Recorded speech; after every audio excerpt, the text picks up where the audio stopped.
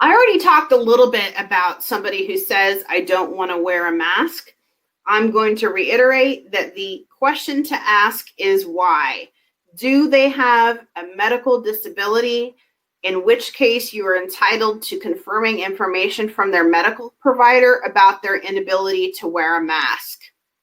I would say that 95% of the time when my colleagues and I get this question nationally, the alternative is to give somebody a face shield because the employees probably tried to say they're claustrophobic.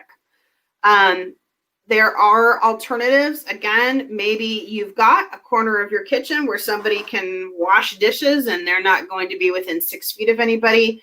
And again, they don't have to wear a mask. But things like, I don't want to, it smears my lipstick, I have acne. What's the other one I've heard? I just think it's itchy. Things like that are not legitimate excuses.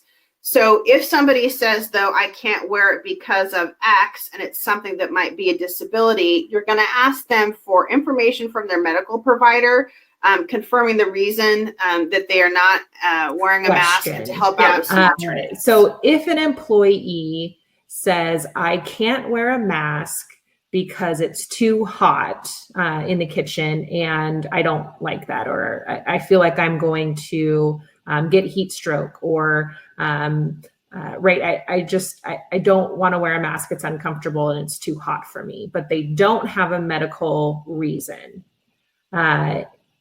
What do we do in that situation? Well, the governor's guidance is pretty clear. In fact, the mask requirements is in bold in the middle of the guidance. And it says that unless employees are working alone, and they have to wear one if they're going to be within 6 feet. So you have to get creative about an alternative. I mean, that's why I suggested a face shield might be something that is better.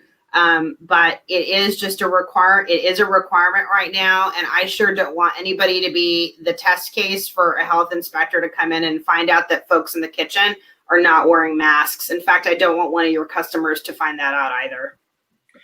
Great. And we have been told by Labor and Industries that a face shield is not an alternative to a cloth face mask. Oh, really? Yeah. So for our folks on the line, it's a cloth face mask is the requirement.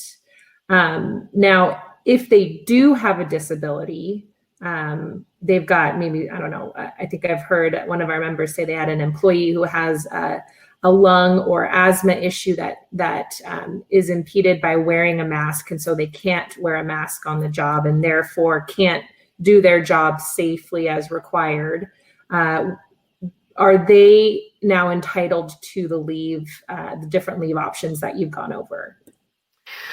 Interesting. So we're saying that the reason that they can't come to work is because they have a disability that says they can't wear the mask?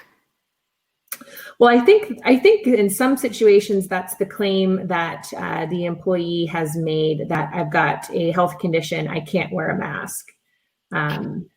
Yeah, well, it's not one of the reasons under emergency paid sick leave here. I went ahead and went to that slide. See those 6 reasons? I can't come to work because I can't wear a mask is not covered.